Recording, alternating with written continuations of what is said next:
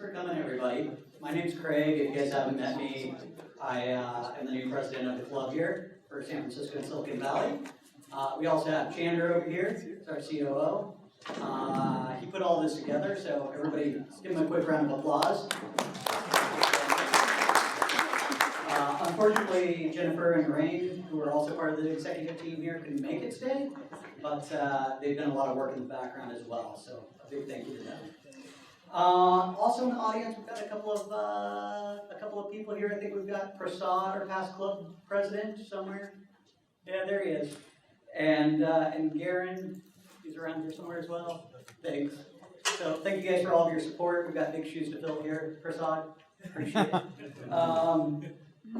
With that, I'd like to introduce our speaker of the evening. So this is Professor Russell Walker. He's written several books, including the one he'll talk about tonight, From Big Data to Big Profits. He's been a speaker at the U.S. State Department, the World Bank, the International Finance Corporation. He's advised large companies and small companies, Microsoft, IBM, Capital One, Pepsi, Raytheon, and many others.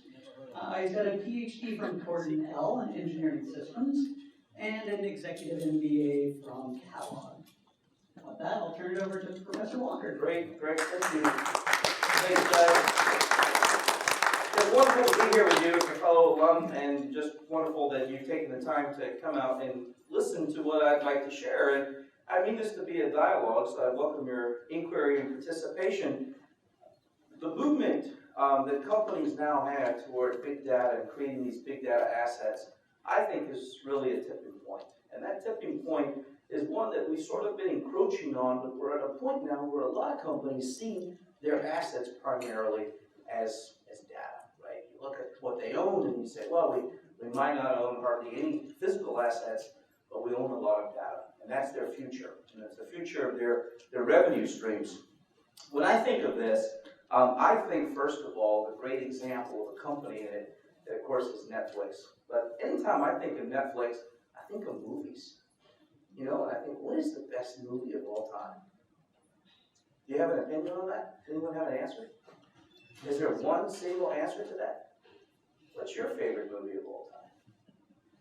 It's like class, nobody wants to answer. Short Circuit. Yeah. What would you watch? You know, your favorite movie? Seriously. Or Chariots of Fire. Chariots of Fire, okay. Who else? Short Circuit. Short Circuit.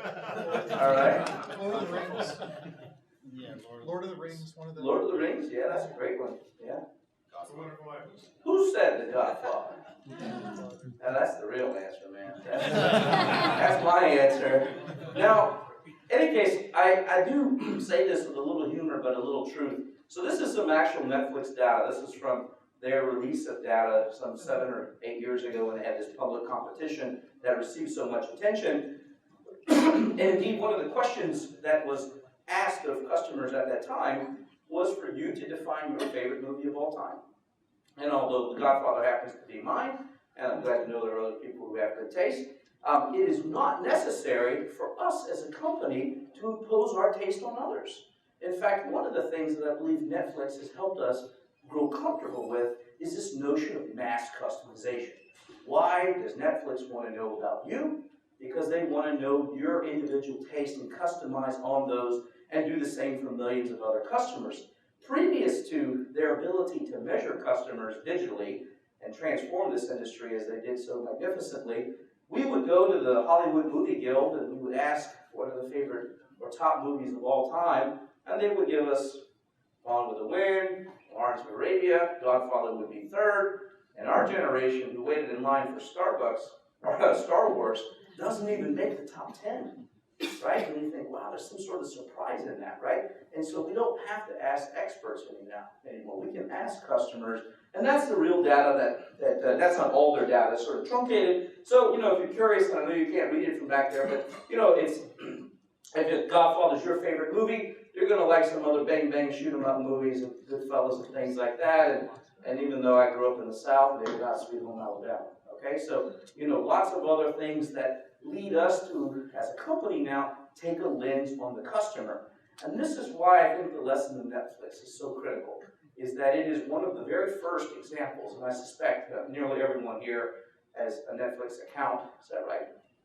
No? Some people do. YouTube, Hulu crowd, is that right? Okay. Well, they're one of the first who has defined what I call the customer's king. You get what you want. You line up for the movies that you would like. You can find them. And they have some issues right now with recent movies and their sort of battle with movie companies and even internet companies, is that they showed us the power of mass customization. And that will transform healthcare. It's already transforming media, and it will transform the way that we operate socially and mobilely, because now a company is not going to impose recommendations or taste based on what they need, but rather based on what we want and what our behaviors show. And what's so powerful about this Netflix data, it's not simply that I said I like The Godfather, but it's reinforced by behaviors. Other movies that you see, the fact that you rent those, maybe you said you liked them or you didn't, or you searched for those behaviors become critical to the company understanding what you like. And if we were to buy Netflix, I'm not sure what the market cap is today, but this conversation has been had by many people probably here, and some up in Redmond, Washington, I suspect. And you think, well, what would we get from this company? We get the biggest pile of DVDs you've ever seen in your life, right? Okay? And we get a whole bunch of red envelopes and some patents, which are pretty cool, especially if you're in logistics. And we get a really big pile of data, right? And so my argument would be that largely what we would buy would be that data. And of course the ability to monetize it and sell movies, subscriptions, but really that data is their core asset. And we're at a point where companies now view data indeed as just that. And that asset is defined by some dimensions. And what's changing so rapidly is that this data is created, in ways that weren't created, say, even 10, 15 years ago when Netflix got started. You went online, you more or less told Netflix what you wanted. Now you watch Netflix on your phone, and your data is being created, sort of high velocity, and that information is used. I think of this sort of velocity of big data as a really interesting change, because now companies have the technology to react to it. You walk into a store and you're in a Best Buy or you're in a Target, and they see that you search for something on your phone, they can offer you a coupon that expires in a few minutes for you to buy it there in the store, right? So that ability to measure an event and react to that event with high velocity, we don't do that with people now. We do that, of course, with algorithms, and that's very fascinating. And if you're into financial markets and flash markets and crashes in markets, this velocity is, of course, very important there, because we've seen that disturbance in markets. The other thing that Netflix showed us is that there is an ability to bring great precision to data. And so in the past, how did we ask? Just like I asked, what's your favorite movie? And we take a poll, and somehow we'd all agree that Nielsen or the Movie Guild of Hollywood or whoever would be the expert and would tell us what certain types of people liked, sorted by gender and ethnicity and age, and there's no precision in that whatsoever. Those are all generalizations. And of course, they may lead us to some general truths. They do not lead us to precise realities. And so the reality, of course, that we live with now is that precision is possible. As a company, Netflix showed us that we can get to know a customer very well. In the same way that your doctor, your insurer, and various other industries will get to know your body, your taste, your needs, whatever that is, in a very precise way. It, of course, requires that I begin to capture precise behavioral data and operational data, if you would, about that. One of the other concepts I'd like to talk about, and maybe Netflix doesn't motivate us on this entirely, but at least one of these does, is this notion of fusing data, right? And so I use Zillow as an example of this. I have to say, every time I come to the Bay Area, a little piece of me thinks, man, I need to be here. And then I open up Zillow and I'm like, I can't wait to get home. The rent is so much lower. And, in any case, but God bless you for staying out here. So, when you think what Zillow's done, and of course there's, some criticism, which is very fair, and whether their algorithm is appropriate or fair, I'm not debating that.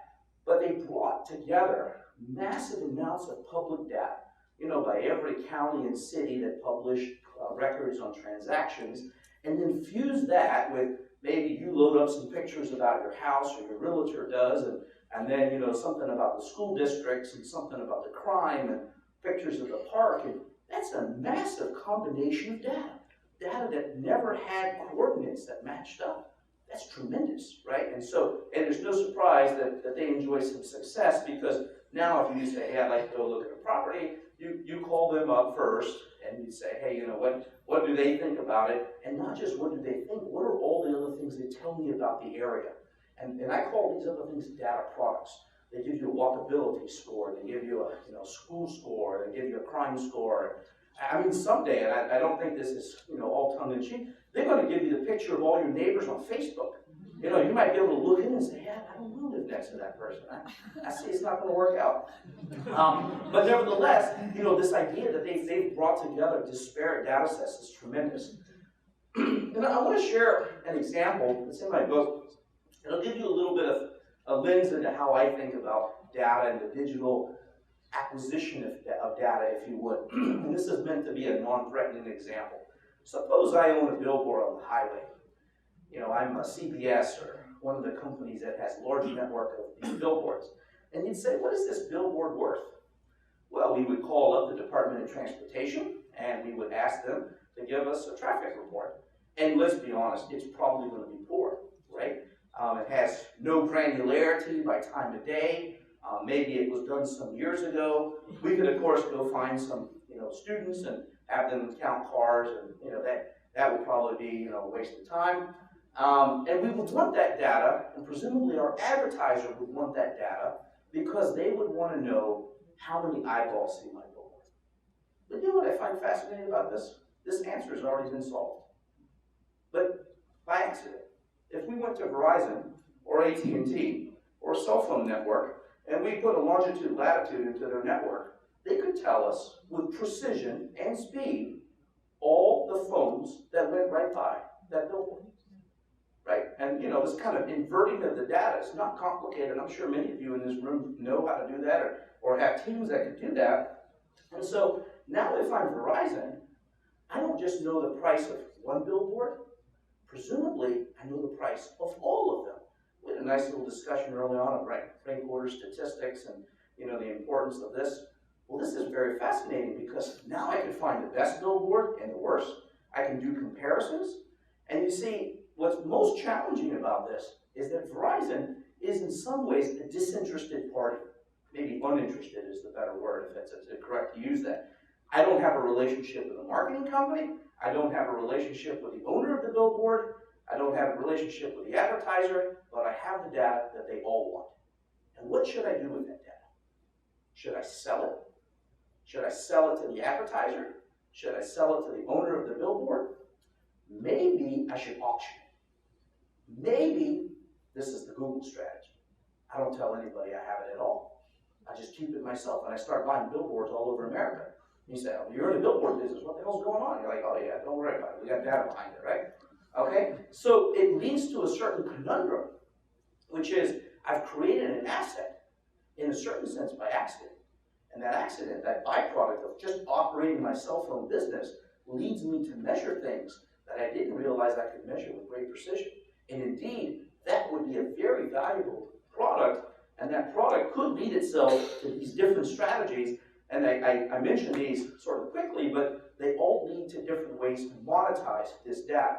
So Verizon doesn't probably really want to buy a billboard, but if we were a company that had a very loose corporate strategy and were allowed to invest in various industries, that might be permissible. And you'd say, well, would it be reasonable? You say, I have the data to support that. I could find the best billboards, the most underpriced ones, what have you. In any case, that model, if you think about that mental model, is at work in various assets. And so really what has happened is that Verizon has the ability, as we say in economics, to conduct surveillance on someone else's asset. This is always very troublesome if you are the owner of that asset. Because, it's principle of economics. If somebody is conducting that surveillance on my asset, they can affect the market of that asset, who comes to it. And the same way that what Zillow might say about your house could hurt you or harm you. And you might want to control it or manipulate it or influence it, right? And so it leads us to certain even ethical or legal questions. And maybe we don't feel so troubled that Verizon has something to say about the billboard, but suppose you owned a whole bunch of billboards. and they publish this data openly and the price of your advertisements were to fall, you could see it would be a great issue there. Now, insert for the billboard most anything else. And we've got water back in Illinois and we can grow corn. And in any case, that's what it looks like. So, you know, the world today, you know, revolves around production of core critical commodities.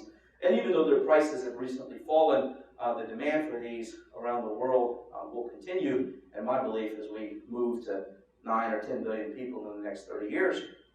And so the U.S. will continue to feed a large portion of the world, and we'll do that in the Midwest.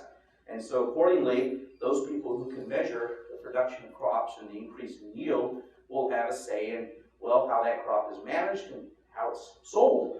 And so if you think about a statistic, John Deere has the equipment that goes over, I think it's on the order of 73% of the corn and soybean crops in North America, and when it does so, it conducts, of course, surveillance. You know, the amount of seed that's planted, and whether it was Pioneer or Monsanto, or you know, whether this is good soil or bad soil, or whatever those conditions are. And of course, they measure it when the combine does the harvest. And if you're a trader of corn in Chicago, or you're a big company like ADM or Cargill, and you move a lot of corn or soybeans, you'd like to know that. And that kind of information is already, in many ways, making it into these markets and becoming disruptive.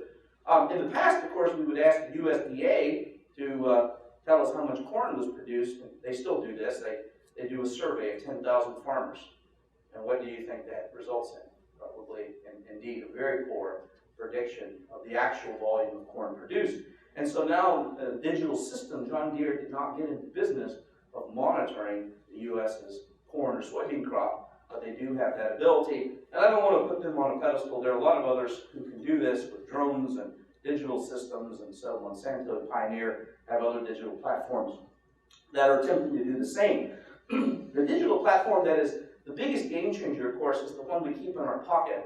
And that, in many ways, reminds me of, you know, the Big Brother fear. So 1984 and all that business, and you say, well, it's not Big Brother, it's Little Brother. We're already being watched. You know, we probably wake up in the morning and one of the first things you do is check your phone, right? Don't feel ashamed, right? I mean, it's normal.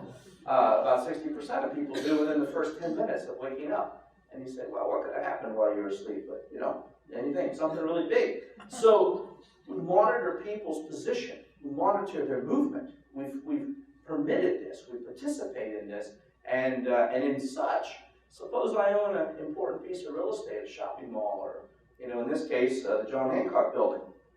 And I'd like to know how much that building's worth.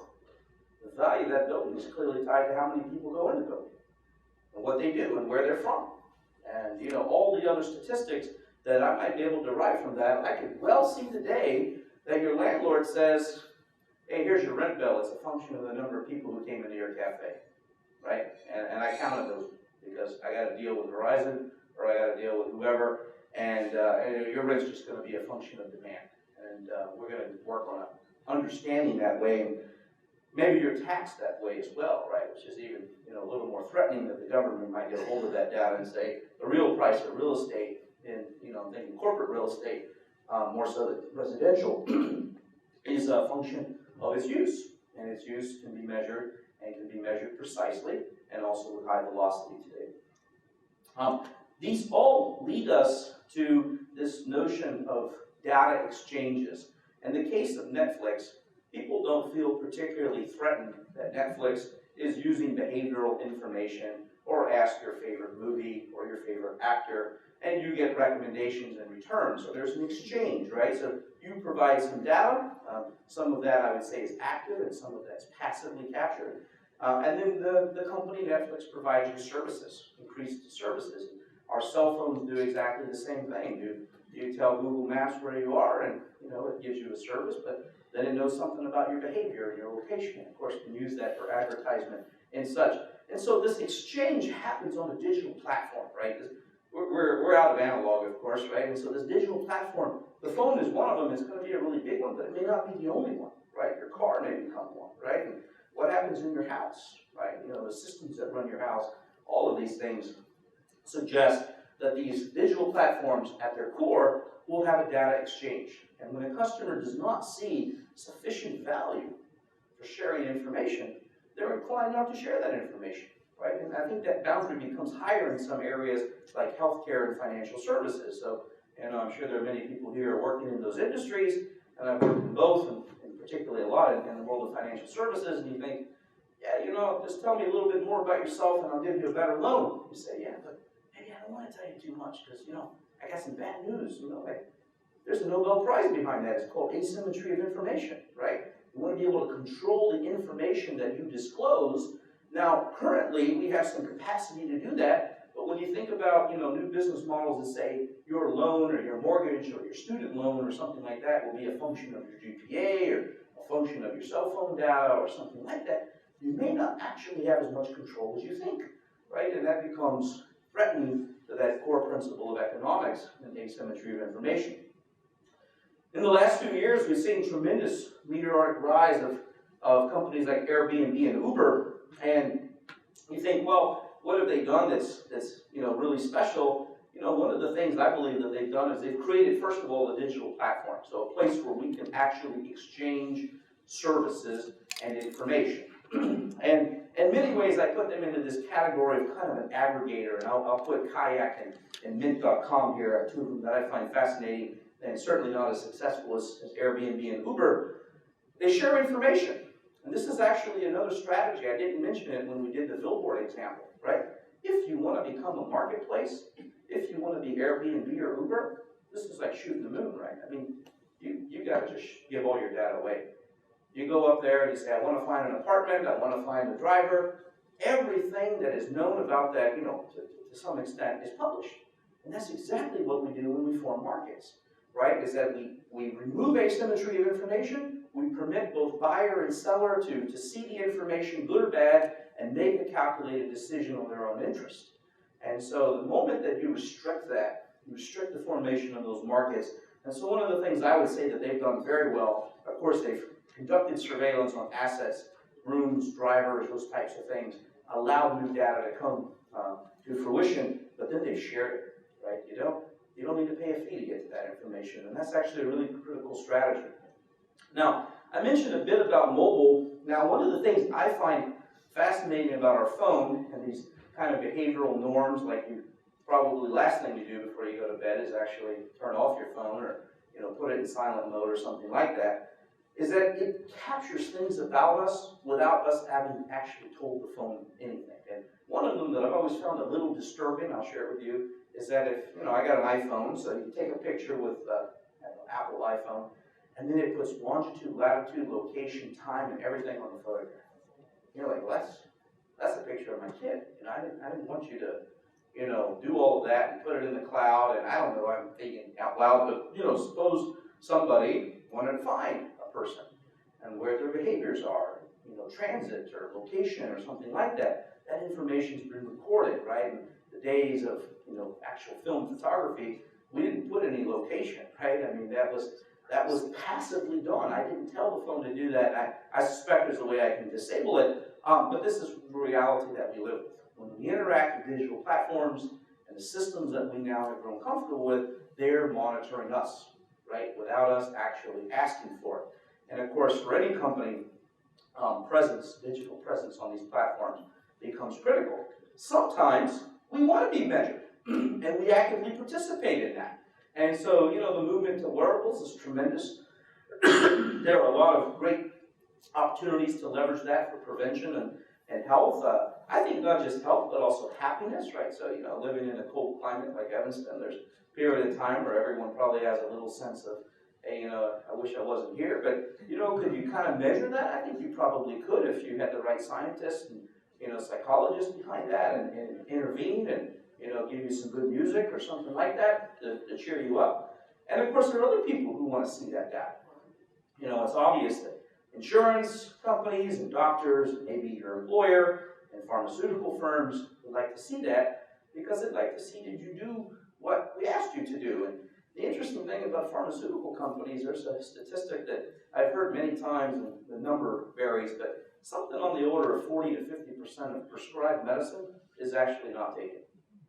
And you think, wow, this is a problem for the doctor, because the doctor, he or she's prescribing you a treatment and you're not following through with it. And then the pharmaceutical company, because someone will assume that they use the drug and say, well, we're not getting the right effect, so we're going to give you another drug in case, there's a certain behavior that has to be understood there. Now, a wearable may or may not be able to detect that, right, in terms of a change in your blood pressure, or, maybe it can be measured from your skin color. There are a lot of interesting things that are being looked at in that space. We also have sensors moving into our lives in fascinating ways. And one of them that I think is most provocative is Nest.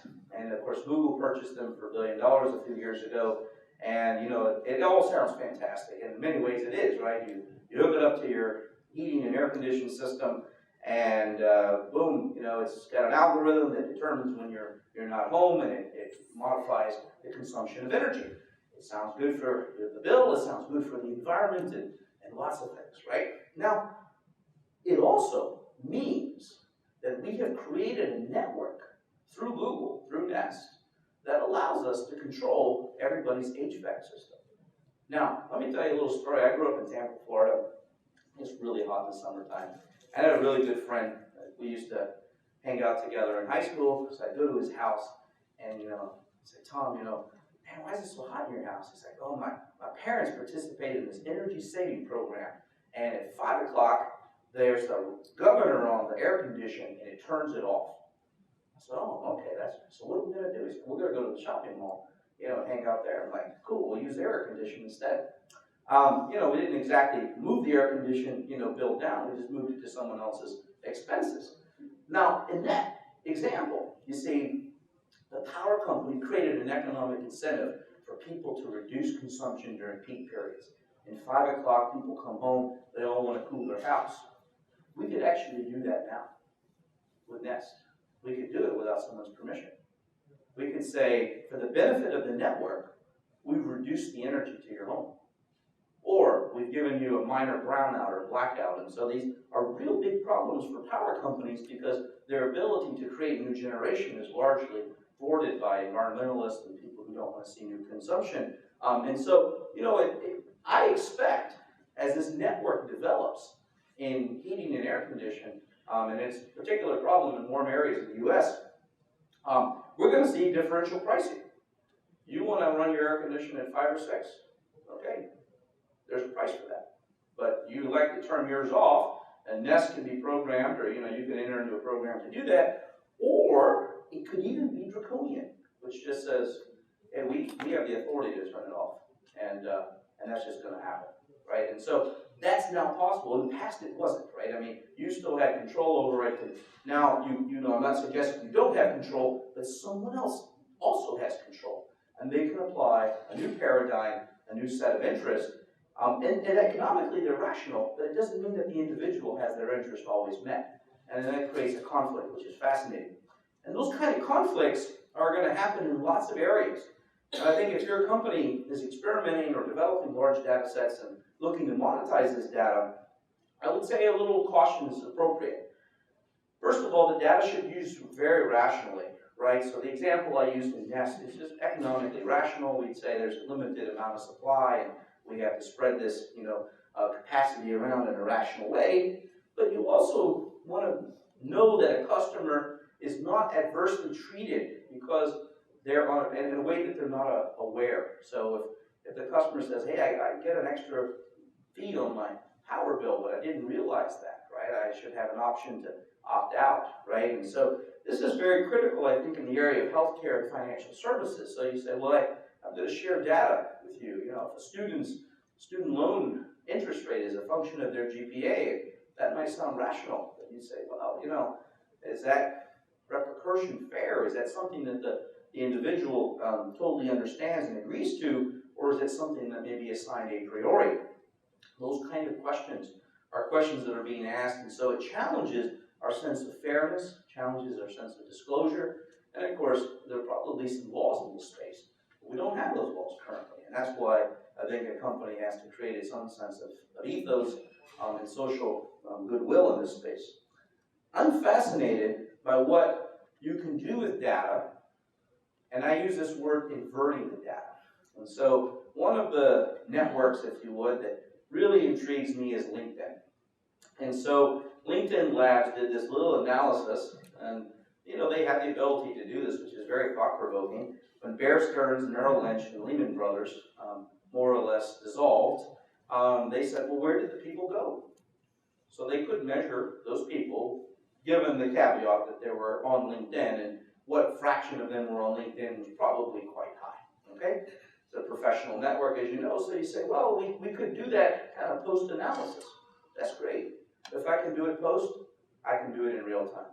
How many people are leaving your company right now? How many are looking? Where are they going? What kind of salaries are they taking? They know that. I don't know if they sell it to you, but they could. Wouldn't you like to know? Every company would like to know. If you're hiring, that's a sign that your revenues must be going up. A stock analyst would like to know that. If you're not hiring, maybe your revenues are going down. I'd like to know that too. I'd like to bear down on the stock, right? That data is a transformation of data. What's fascinating about LinkedIn, they didn't make the data. We gave it to them for free. And as my grandfather used to tell me, that's a good business. Get in a business where the cost of goods is zero. COGS is zero is a good business, okay? They have a lot of operational expenses, but they don't pay anything. I pay them for the damn thing, right? $79 for the premium version, okay? I mean, it's like Costco. It's a scam, okay? I pay them too. You do too, okay? Let's all start a business like that, okay? If you can do that, you can begin to monitor other people's assets. Like I said, I want to know how many people are leaving Google or Microsoft or going there, who they are. They know that. If you're interested in where management consultants come from, there's a couple of schools in Cambridge and in Kellogg, okay? And so those are answers, of course, that Netflix can put precision to. And so if you say, well, I want to put a value on an MBA, I want to put a value on a diploma, and no surprise that LinkedIn bought Linda, and they're in the education business, and you say, well, what's the best management school to go to for a particular focus, or the best university to go to, whatever that may be, they have data on that will drive a market. People will look at that, and someday, I mean, this may be a little far-fetched, probably a few years down the road, I don't know if U.S. News and World Report is going to matter as much as LinkedIn, who says, our associates have these following jobs, and this is where they work in their promotions. Now, some of that's a little scary, but we all went to great schools, so we don't have too much to worry about. But how about football? Let's talk about something important, okay? There's a good reason that Oakland should probably move, because this is data from Facebook data science team. What they did is they went to 35 million Americans who had posted on their page that they liked the football team. They didn't ask them. Again, it's this notion of passive data capture. You're going about your life and behavior. You just tell your friends, hey, you really like football, and you like this team, and then they organize those individuals by geography. And so you can see the Bay Area, 49ers have a tremendous reach into California, Northern California in particular. And you can see there are little parts of the country that are a disaster. The Cowboys have dominated a large swath of America. That's unfortunate. And there's some other teams like the New York Jets. I think that's part of Brooklyn. But in the updated version for 2014, they actually have no county in which they have the plurality. So that really must be terrible for the Jet fans. This is interesting. When I look at this, and I'm a football fan, I think, hey, there's kind of cool things like, teams that have done well seem to have a bigger base. And you think, okay, a football team is something like $1 billion to $2 billion. That's an assessment of its value based on what another billionaire might pay for it. How about if I'm an athlete? I look at this and say, if I played for the Dallas Cowboys, my ability to have fans is larger, presumably. How about an advertiser who says, I'm going to advertise with San Francisco versus Oakland, which communities might I then run personalized ads in, Facebook ads, digital ads, on and on and on. I think, man, this is like, personalization of sports ads and advertisement. I could go find, the few Jet fans in New York and say, well, we're going to, make them feel good and send them something on their Facebook, right? And then, if I can do this for sports teams, presumably I could do it for other things. And not everything is organized geographically, but we are, and this is sort of a byproduct of the way television was distributed football games. But one wonders if that'll continue, because today you can watch all the games in many ways and people follow various teams in fantasy football, but there's some sort of residue to our days of television distribution. Any thoughts or surprises to this? Anyone got a team that you're after? I grew up in Tampa, so we only had one Super Bowl. We just got a few counties that actually root for us as a plurality. But it's interesting to see how America identifies itself. What's going on in Alaska? Yeah, that's a fascinating one. So Alaska's the green. That is a real surprise. Green Bay. Yeah, and a little bit of the 49ers. They sympathize with the weather or something like that? I think it has a little to do with weather and maybe the kind of they play outdoors, and so I suspect that has a lot to do with it. And Green Bay's been a strong team recently, so if you look at this, it has a lot to do with teams that have been strong in recent years. So there's some challenges. If you're one of the teams that I think would be most concerned, if you look at the Washington Redskins, they're kind of on the East Coast. There's so many teams. They do have the D.C. area and a bit of Virginia, but not as strong a base as you would think, given their tremendous history. Pittsburgh, really big base. That looks great. The Bears, okay, that's got kind of the state and a little bit of Iowa and the Chicagoland area.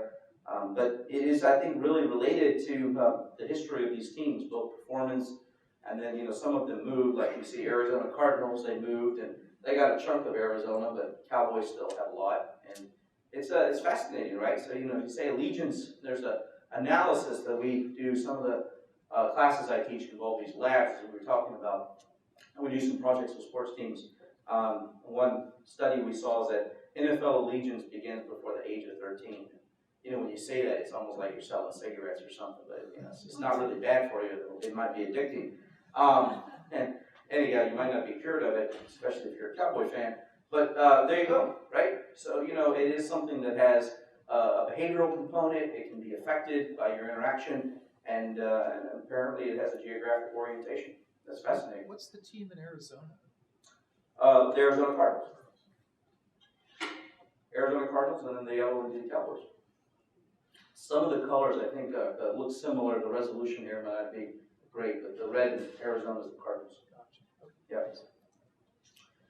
Some of the things we should think about, and when I use this example of keeping the data proprietary, and I reference Google, what I mean with this is the billboard example, and I mean this with great respect to Google, is that as a company, they have the capital, the resources, the talent, and probably the latitude to do the following. Oh, I learned a lot about billboards. Wow, there's an arbitrage to be had. Let's just go make a billboard company. And we'll buy all the billboards that we like, that we think are undervalued, and we'll find the other ones, and we'll go and basically run the market with data.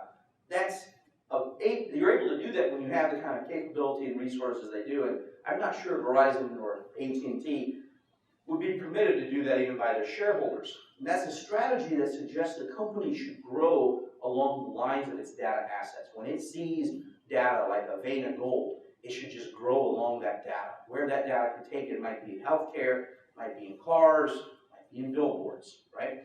And if you think about trading the data, we didn't mention that, but one of the things that Verizon or AT&T might consider is they'll say, well, I'll enter some sort of special trade with the billboard owner or the advertiser. Will have some kind of partnership or relationship.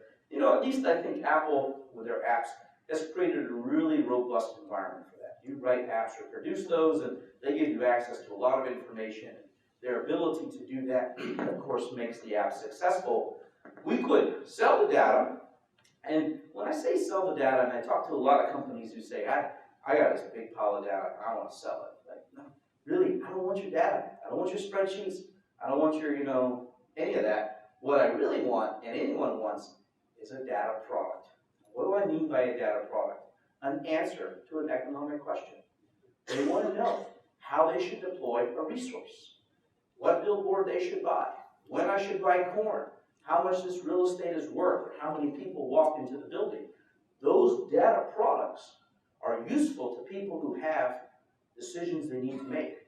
And in the presence of asymmetry of information, they have the ability to to make a decision that they otherwise would be uncomfortable making. You're creating a market, or you're creating an insight into a particular economic conundrum.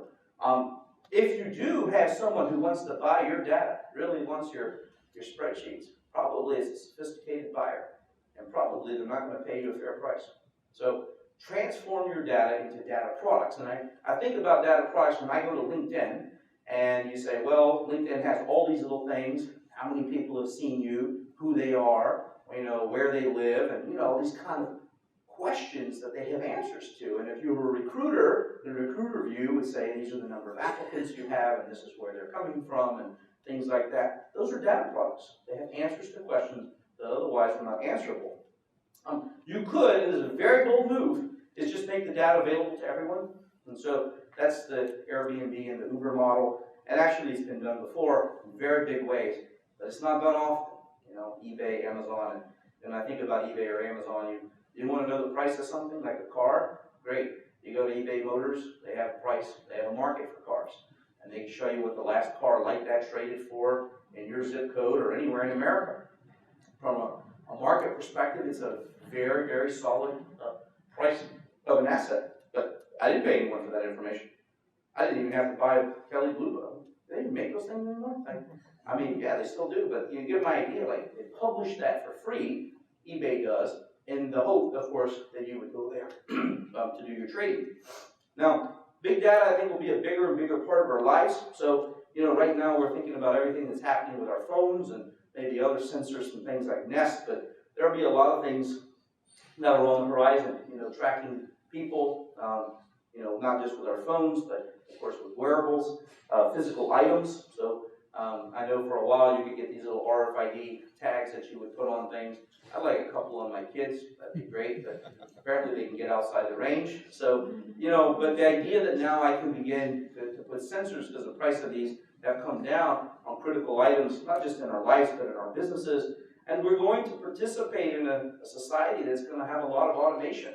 And that automation will include things like driverless cars or robots of different forms. It happens right now in Japan. You're seeing the change in demography working in Japan, where elderly people are moving into retirement. And for various reasons, Japan has not been able to assimilate immigrants, so they say, well, you're 70, 80-year-old and you need someone to help you make your tea, we'll get you a robot. Literally, the robot will make your tea for you, right? And facilitate other things that need to be done, like taking your pills and things like that. And so we're going to see that. We're also going to see telecontrol.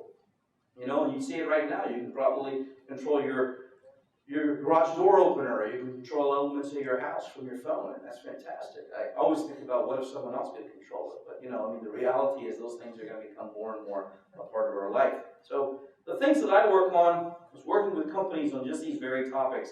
How do you get more out of big data? And so, I've developed a framework, and this framework looks at some competencies companies must have in place. And big data is not just about numbers anymore, right? Processing video, processing information about location. So sources of data is one of those. I think companies who are taking this seriously really look to data as a source of innovation.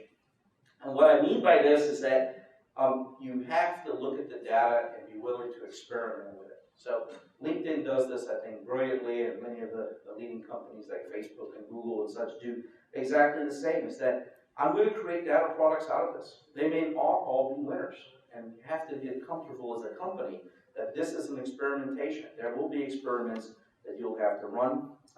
I think of the perspective of the leaders in the company, and do they see the data as an opportunity to grow the company. If we go back 20 years, and you think most companies had data, and it was like an anchor. I have it because I have to. This is a requirement in my business, accounting, or something like that, and it was viewed as an operational expense. How do we reduce the cost of CRM? How do we reduce the cost of any of those things? And those costs have come so far down with cloud services and distributed services that we don't talk about that as much anymore. But now, it doesn't look like an anchor. It really is this huge opportunity. And so there's still some companies that are, in the old days, but I think more of them see this as an opportunity for growth. I think you make money and you monetize data by focusing on assets, right? It sounds very, fundamental. And I rooted in economics because it has to have an economic value, right? You have an answer to someone else's economic dilemma. You can get paid for that. You just have some fun data, like football data, that's kind of cool, but I mean, we already found that there was a little value in it, right? But I might not want that thing every day, okay? So once a year is kind of good enough. But if I have something about real estate or I have something about the people walking into my Target store, I might want that every day. I might want it many times a day, and I might want to pay for that. And of course, assembling a team that does this, there's a lot of great work that we're doing at Northwestern and Kellogg. I'm happy to say a lot of students interested in analytics and big data and the so-called development of data scientists, people who do this as a profession and see their calling and contribution to companies, calling in life and contribution to companies in the area of working on data. I think is tremendous. So companies who are investing in that are really at the forefront. So those dimensions are dimensions that differentiate companies, and my research sort of supports that in many ways. And I look at this, and I think about an announcement just last week. IBM purchased the Weather Channel. I think, wow, what is IBM doing? To me, I think it's a perfectly brilliant move, right? IBM's always been a company that works very well with big businesses, not especially well with consumers. So they've got more weather data than anyone in the world has ever had. So you go to Target, Walmart, Macy's, everyone, and say, I can take your same store sales and I can correct for weather. I can give you a prediction on what your sales are going to look like because of an El Nino year or the effect of snowfall or anything like that. And one example that they have here for insurers, I've actually had a car damaged by hail, and say, well, we know when acute episodes of hail are about to occur. And we can text to warn people, especially people with high-value vehicles, that perhaps they shouldn't drive them that day.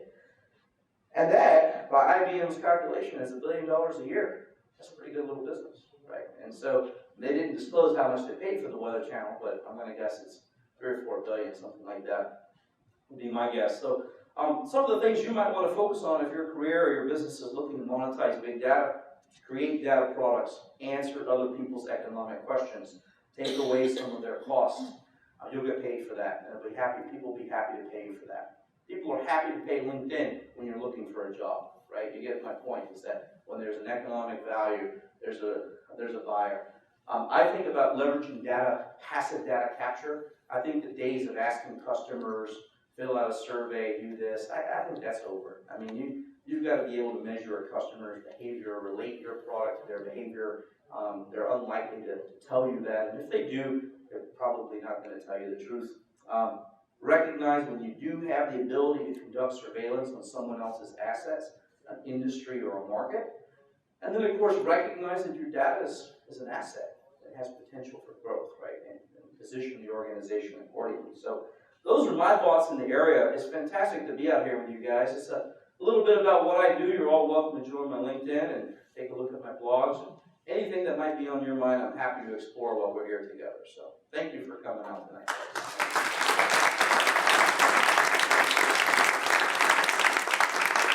Yes, we have plenty of time for questions. You mentioned some of the innovation you've seen in what I guess we think of as tech companies, from Amazon, Facebook, LinkedIn, Uber, Airbnb, things like that. Can you talk about some of the innovation you've seen in big data for financial services? Well, what's interesting in financial services is that it's perhaps the most regulated of spaces. Healthcare might even be a little less regulated.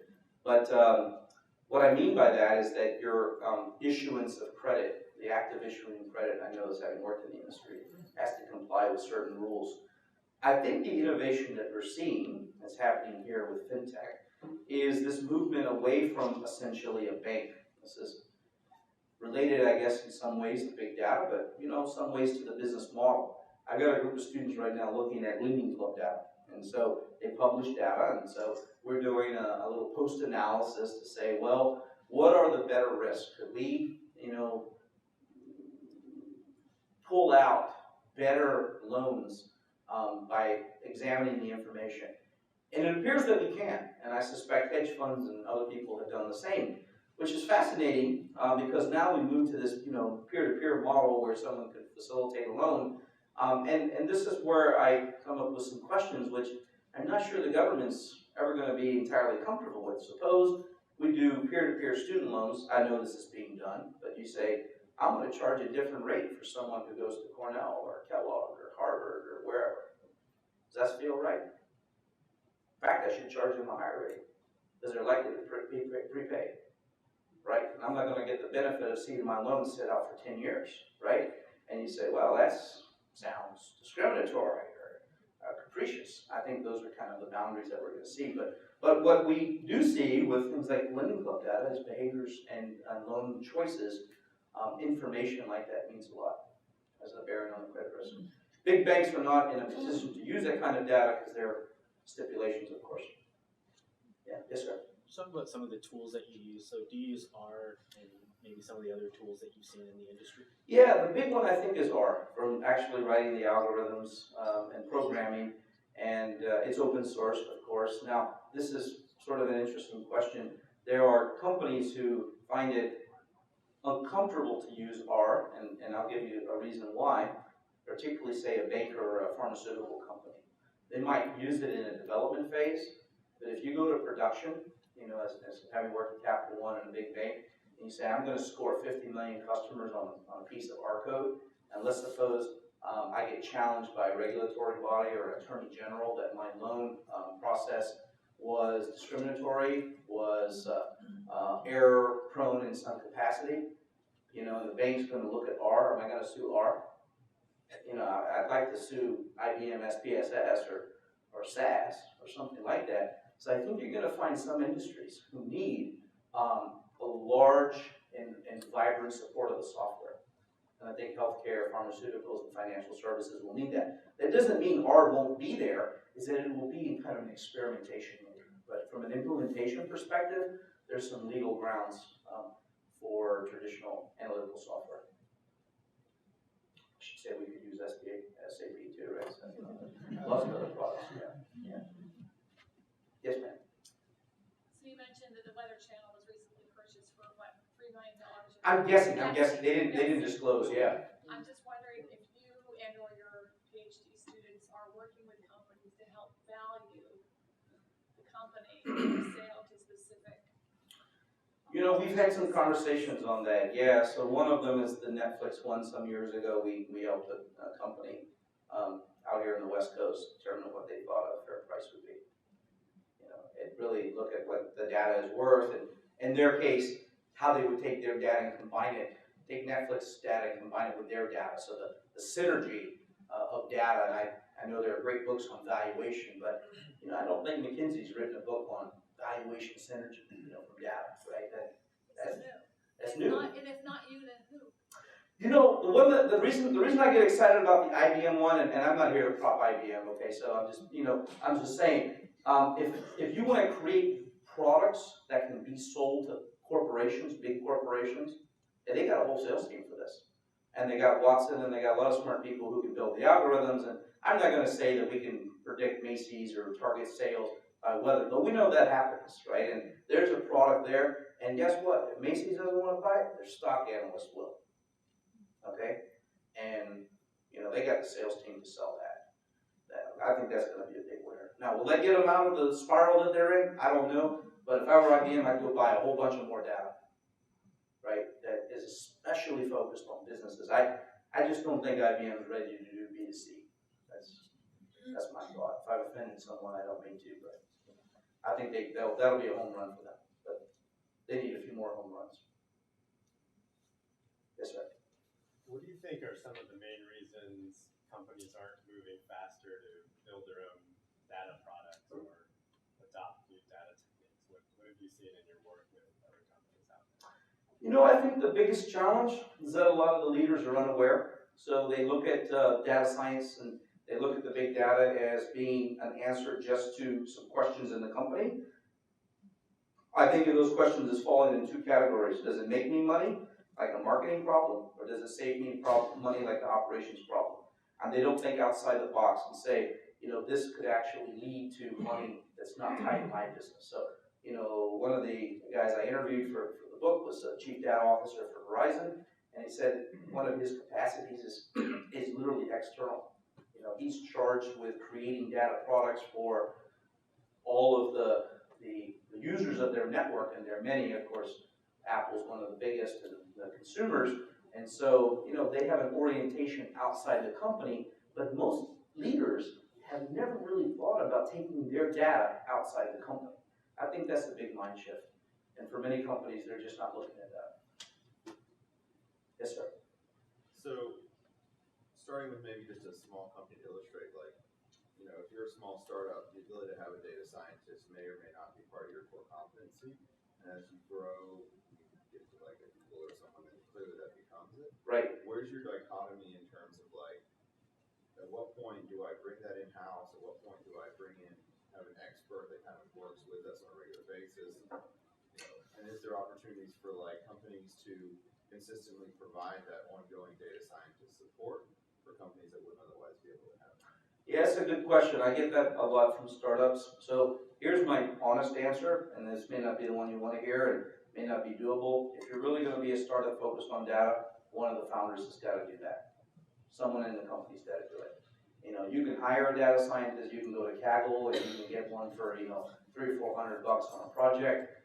Are you ever going to get the best product that way? Is someone really going to have that expertise? It's the same reason if you say we're going to start a healthcare company, we may have a doctor or we have somebody who knows it really well. You're going to be a data company, get someone on board early.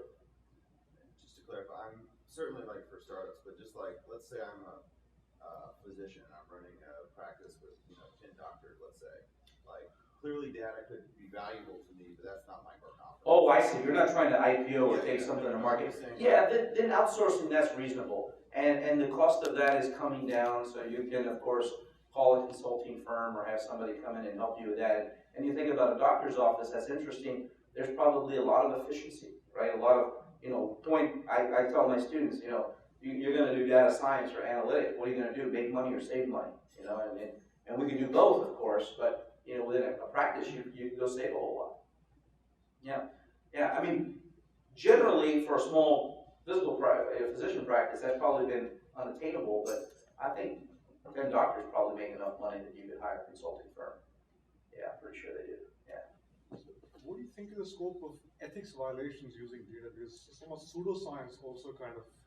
We're going to have a proliferation of it, right? I mean, and this is the challenge, is that, you know, in the absence of financial services and healthcare in the U.S., we have very little law around what is permissible, right? And so that's just the reality of the U.S. and Germany and France and places in Europe, they have more restriction. And so when we, as consumers, feel violated, you know, we'll say, hey, you did the wrong thing as a company, and that might be clear to us, but you see, someone in the company, it wasn't so clear because they weren't breaking the law. And so that's going to happen. So I think that's the more macro level, but I think because of the point you made about senior leadership being unaware of data science as a discipline, and you know, what are the core competencies, and you already sketched out some kind of maturity landscape in one of your slides. There can be a lot of individual bad actors, and we actually see them, who could drive an agenda for career purposes or within the enterprise. Well, let's just look what happened a few weeks ago with these guys who are in the fantasy football league. One of them took the data and went and played it on the other league and made, you know, $300,000 or $400,000 in a half hour or something like that. That apparently was not illegal, but you know, if you said, is that fair? Is that ethical? He used data from one company to take advantage of another market. It feels like insider trading, but I don't think the SEC regulates fantasy football, so not yet. So, but yeah, that's an example. Those kind of things will happen for sure. Yeah, a company and their leadership have to set some boundaries on how data can be used and accessed. Yeah. Yes, sir. So you mentioned data scientists as, and we know it's like an emerging, profession that is very in high demand. Is there a name for the business person sitting next to them, or is that mainly product managers who are going to be the decision makers looking at the data mined by the data scientists? Yeah, there's not a different name, but I really like your question because that person sitting next to them needs to be a highly analytically aware business manager.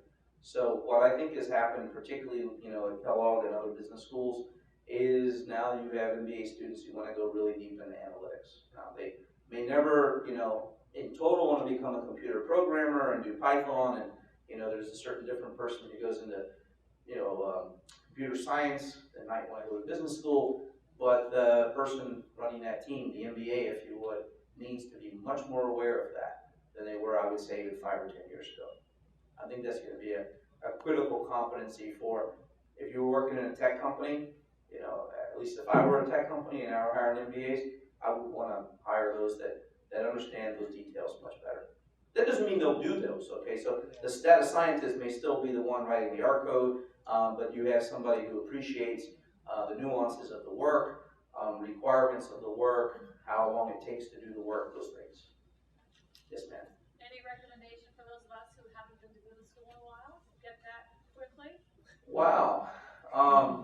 Well, a little selfish plug, there's a book for sale up here, so you can get it signed by the author. What I would really say is examine what you'd like to do with it in your career. And I don't think making everybody a programmer is necessary or appropriate, but you think, okay, the trajectory you have, where is data and analytics coming into that industry? And not to sound a little flippant or dismissive, there are actually some great Coursera courses. And I would approach them as an awareness, right? So I do very little programming anymore, thankfully, right? And so you say, well, that doesn't mean I couldn't sit down with a programmer and understand what it's doing. And you might want to take that same kind of approach. Yeah.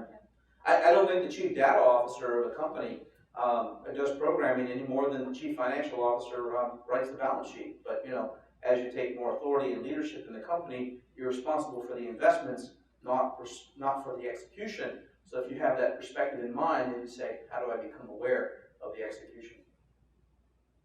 So some Coursera courses, top level courses. Yeah. Yes, ma'am, in the back. Do you believe that not all companies have the same opportunity to exploit thinking about a big data strategy? For example, I'm consulting for a very traditional EDA company, electronic design automation. So they make a verification tool, okay, for FPGA hardware designers. So that's a very niche kind of deep product, right?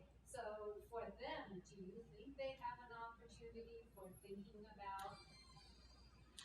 Well, I think it's going to vary. Now, in one area we didn't talk about is machine-to-machine data creation.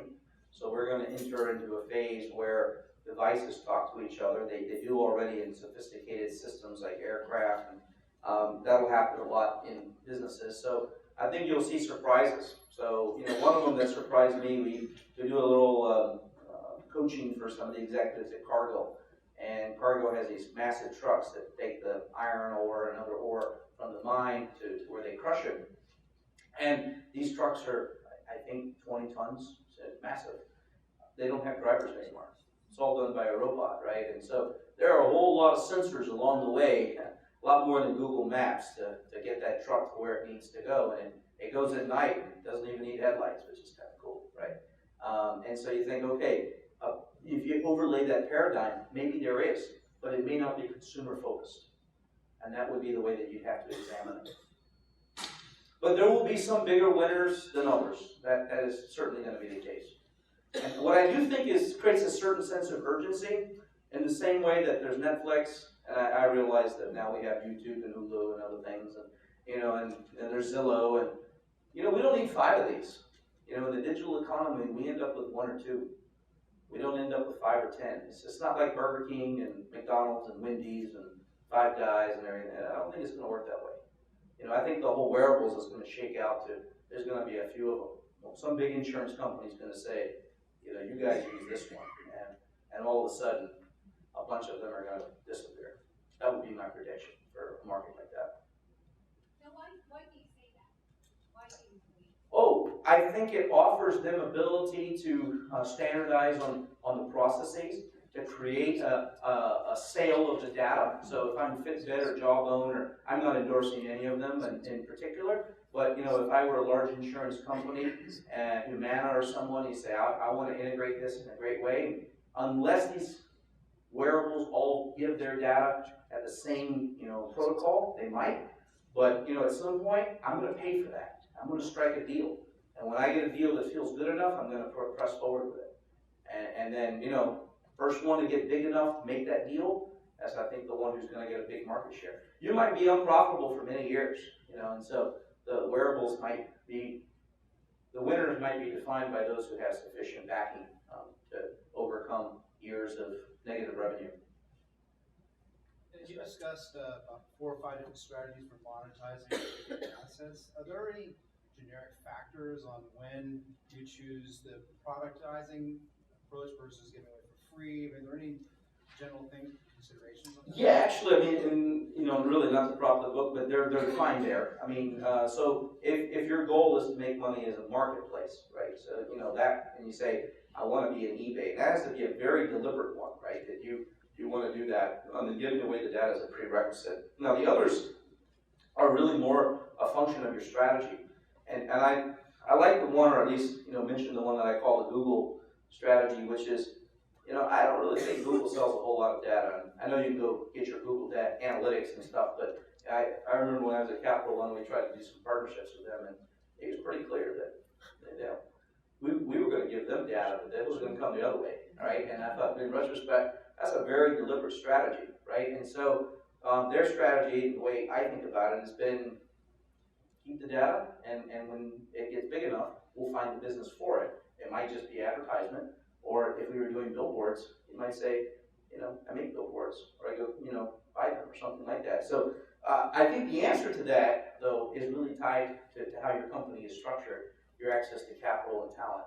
So, you know, we were Verizon doing the billboard example, or John Deere doing the corn one. I don't know if John Deere wants to go short as farmers, right? And so you say, well, maybe they shouldn't be the one who takes the hedges on corn, because that would offend, you know, their customer base. But someone downstream might want to do that. So selling the data, allowing the farmer to sell the data might be a strategy that would work for them.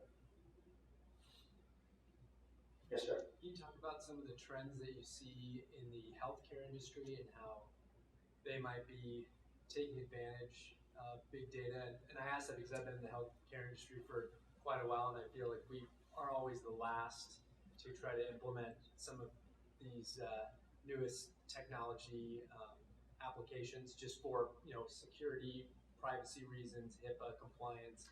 And it's kind of neat to see it, but then you're always like, oh, that won't apply to us, or we'll never be able to. It'll be like 20 years or something like that. Yeah, you know, that's a good question. Actually, it was just at a conference, and the CEO of Kaiser Permanente presented. And one of the things that he shared was that last year they conducted 21 million doctor-to-patient virtual conversations, or, you know, on a screen. Okay, so, you know, something like a Skype call, or it's done more secure. It's not on Skype. They have a network that they apparently have deployed so that it's secured. And they find that one of the critical observations that the doctor is able to make is, and this is mostly for elderly patients, is the state of, I don't know, let's call it comfort, happiness, even a sense of your being and bearings that is taken by the observation of the person. And that's not numerical, right? That's the doctor looking at your face. There's a company, I mentioned it in my book, called Cardio. They have a technology that, you know, they claim they take lots of pictures of your face and determine your, you know, risk for stroke. You know, color of your skin, you know, corrected for your ethnicity and over many days and things, you know, something to do with the condition of your health. I'm not a scientist in these areas, but I think there's something to that. You know, that it's not just about put a sensor on your body and measure your vitals, but other things that we admit about our well-being and our happiness. And I think a doctor holistically who takes care of you would like to be able to do that, you know, virtually. And so I think, you know, the example of Kaiser Permanente is kind of fascinating. You know, that's the data apparently that the doctor has found most valuable in those interactions. It's nothing related to like capital equipment monitoring or people who have, you know. There's a big challenge in elderly people, and this is where healthcare is expensive. So if you think about sensors and digital intervention in someone's life, and I'm sure you've got elderly people in your family who have suffered this, so whether it's some form of dementia or simply, you know, you sleep a lot, you don't take your medicine, you don't eat so you don't get the calories you need, and so you're not recovering from a particular illness or something that's happened. So maybe not that you need a robot to make the sandwich, but you need someone to remind you, and maybe take a picture of the sandwich. Maybe you have a camera in the kitchen.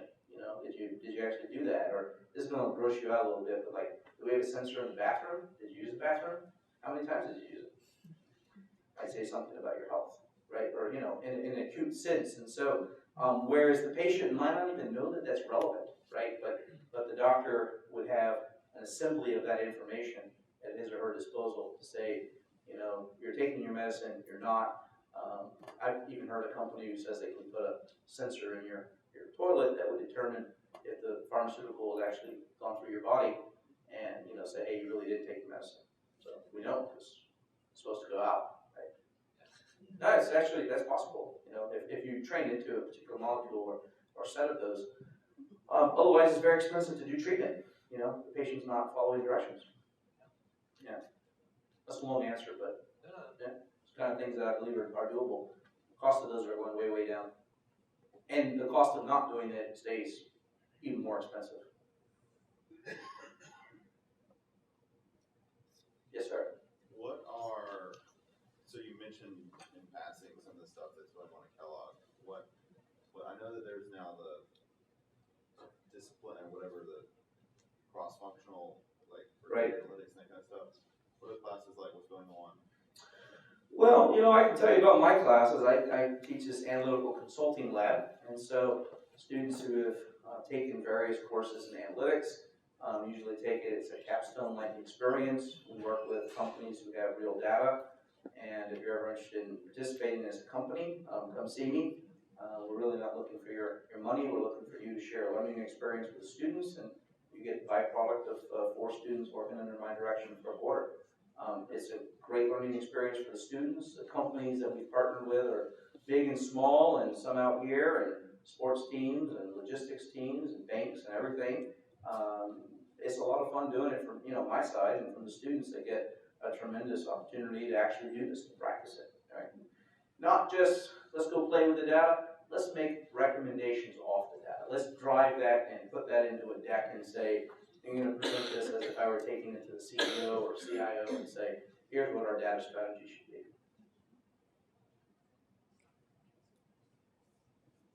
Yes, ma'am. Have you explored the idea of a data product triggering a behavior that then triggers the generation of the product? Well, that's a good question. I mean, how many times do people look at Facebook a day or LinkedIn, right? I mean, it surely, I joined the LinkedIn and got their premium thing, and I thought, well, I don't need this, but apparently I do now. I feel like it helps me in some way, and that's the trick. Yeah, I haven't looked into that, but I think you're right. I mean, once it's accessible, for sure, if you went to a stock analyst and you said, I have the data about how weather affects Target's revenue, they're going to say, I need it.